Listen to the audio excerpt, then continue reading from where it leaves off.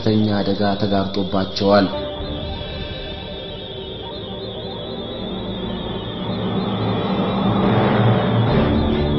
ግብረ ሰዶማዊነት፣ ሴተኛ አዳሪነት፣ ከጋብቻ በፊትም ሆነ በጋብቻ ላይ የሚደረጉ ህገወጥ ወሲባዊ ግንኙነቶች፣ ወሲባዊ ወንጀሎች፣ ወሲባዊ ፎቶግራፎች፣ ወሲባዊ ጥቃቶችና ከወሲብ ጋር የተያያዙ በሽታዎች የሞራላዊ እሴቶችን መሟሟት ጠቋሚ ናቸው።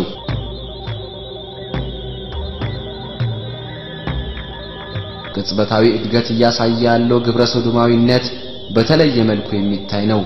ግብረ ሰዶማውያን በዓለም አቀፍ ደረጃ ተደራጅተው ማህበራትን እና የፖለቲካ ፓርቲዎችን መስርተው ይገኛሉ።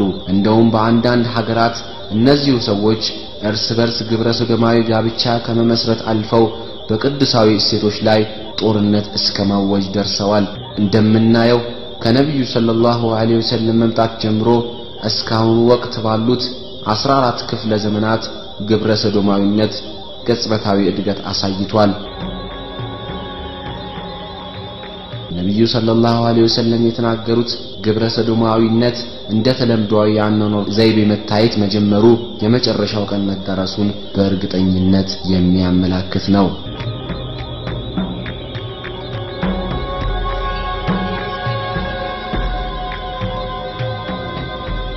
ህዝቦች በግብረ ሰዶማዊነትና በሴት ለሴት ወሲብ ውስጥ ይዘፈቃሉ። አልሂንዲ ከንዙል ዑመር።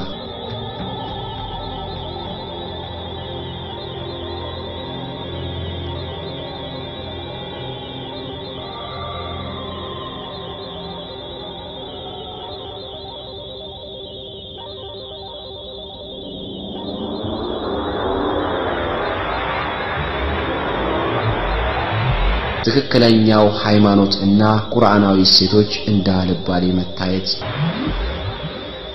ከኡመቶቼ ውስጥ ቁርአንን ያነበቡ ከጉሮሮአቸው የማይወርድ ወይንም ከልባቸው የማይገባ ሰዎች የሚመጡበት ጊዜ ይመጣል። ቡኻሪ። መስጊዶች በሰው ተሞልተው በውስጣቸው ግን በትክክለኛው መንገድ ላይ ያለ ሰው የሚታጣበት ወቅት ይመጣል።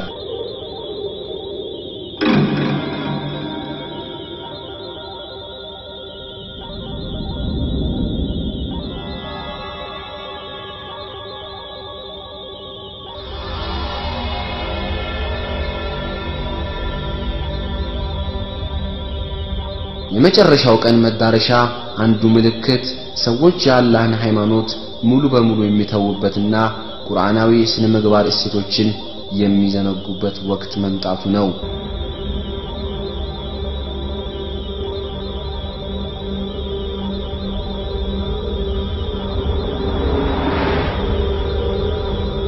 የመጨረሻው ቀን ምልክት ቁርአን የሚተውበት በአላህ ሱብሓነሁ ወተዓላ ስም ውሸት የሚነገርበት ወቅት መከሰት ነው።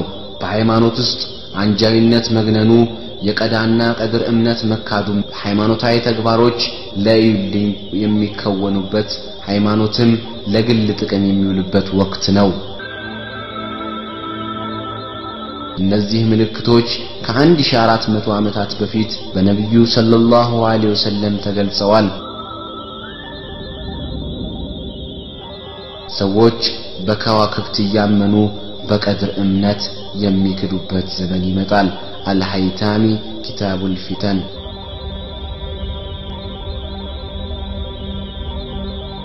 አንድ ወቅት ይመጣል የቁርአን ውጫዊ ገጽታው ብቻ የሚቀርበት፣ ኢስላም ከስሙ በስተቀር ፋይዳው የማይታይበት፣ ምንም እንኳን ህዝቦች ከኢስላም በእጅጉ የራቁ ቢሆንም ራሳቸውን ሙስሊም ብለው የሚጠሩበት ወቅት ይመጣል። ኢብን ባቡያ ሰዋቡል አመል።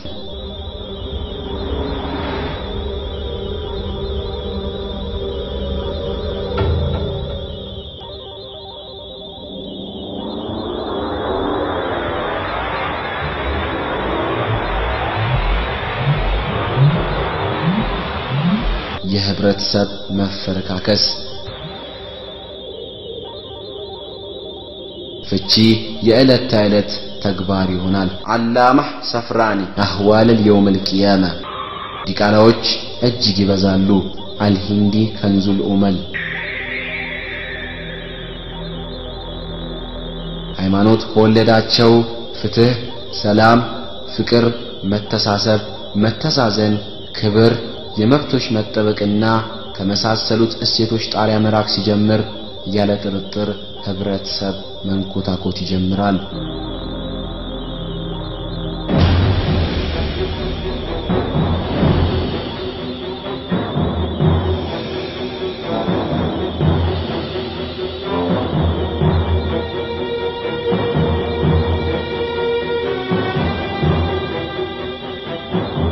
እነዚህ የህብረተሰብ አውዳሚ ሂደቶች በተለያዩ መንገዶች ይገለጻሉ። የቤተሰብ መፍረስ፣ ፍቺ፣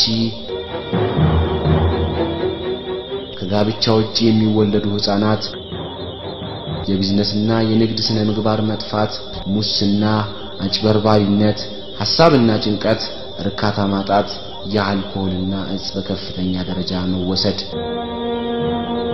በእነዚህ ምክንያቶች ሰዎች መንፈሳቸው ኦና ይሆንና መጨረሻቸው በዘቀጡ ጎዳናዎች መመላለስ ይሆናል። ከጨለማ ኑሯቸው መውጫ ቀዳዳ ያጡ ራሳቸውን ያጠፋሉ። እነዚህ ያለፍነው ክፍለ ዘመን መገለጫ የሆኑ ትዕይንቶች የመጨረሻው ቀን መቃረብ ምልክቶች ናቸው። ነብዩ ሰለላሁ ዐለይሂ ወሰለም የመጨረሻውን ቀን ዋዜማ ክስተቶች በዝርዝር እስከ ማስቀመጥ ደርሰዋል። ግድያ እስካልበዛ ድረስ የመጨረሻው ቀን አይመጣም። ቡኻሪ። በቂያማ ቀን መዳረሻ ያሉት ዓመታት በዝብርቅርቅ የተሞሉ ይሆናሉ። ሰዎች ውሸትን ያምናሉ፣ ሐቅ የሚናገሩትን ያስተባብላሉ፣ ታማኞችን ይጠረጥራሉ፣ አጭበርባሪዎችን ያምናሉ። አህመድ። የመጨረሻው ወቅት ሲቃረብ የሐሰት ምስክርነት ይስፋፋል፣ ማስረጃዎችም ይደበቃሉ። አህመድና ሐኪም። ውሸትና አጭበርባሪነት የተለመደ ይሆናል። አላማህ ሰፍራኒ አህዋል اليوم القيامة። ግቦ ስጦታ ተብሎ ይጠራል፣ እንደ ህጋዊ ተግባርም ይታያል። አማለዲን አልቀዝዋኒ።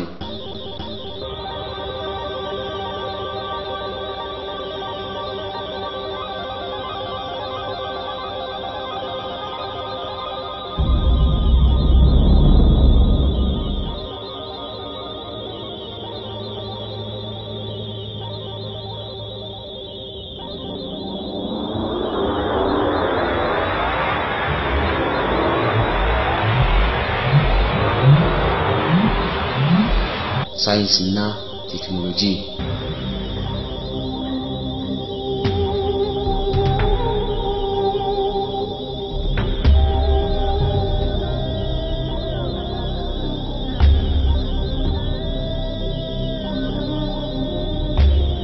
ቁርአን በወረደበት ወቅት የአረብ ህብረተሰብ ሳይንሳዊ ጥናቶችን የሚያካሂድበትም ሆነ ህዋን የሚረዳበት የሳይንስና ቴክኖሎጂ ግብዓት አልነበሩትም። ይህም ማለት የነብዩ መሐመድ ሰለላሁ ዐለይሂ ወሰለም ወቅት ከአሁኑ ዘመን ጋር በዚሁ ዘርፍ ያለው ልዩነት የምስራቅና የምዕራብን ያህል የተራራቀ ነው። ይህን ያህል የተጋነነ ልዩነት ቢኖረውም ግን የነብዩ ሰለላሁ ዐለይሂ ወሰለም ንግግሮች የዘመናችን ክስተቶች ስለሆኑት የቴክኖሎጂ ምርታዎች ከመጠቆም አልገደባቸውም። እስኪ ይህን የቴክኖሎጂ ምጥቀት እንመልከት።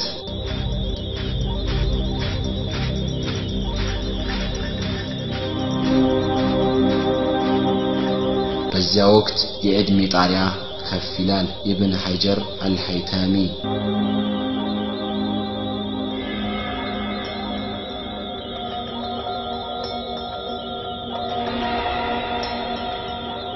የሰው ልጅ እድሜ ጣሪያ ነብዩ ሰለላሁ ዐለይሂ ወሰለም ይህንን ንግግር ከተናገሩበት ከ1400 ዓመታት በፊት ካለው ይልቅ በእጅጉ ከፍ ብሏል።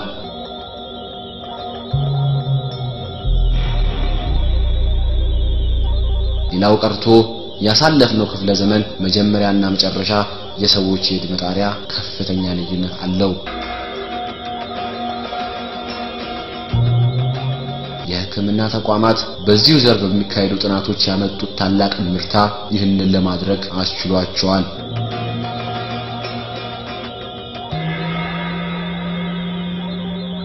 በተጨማሪ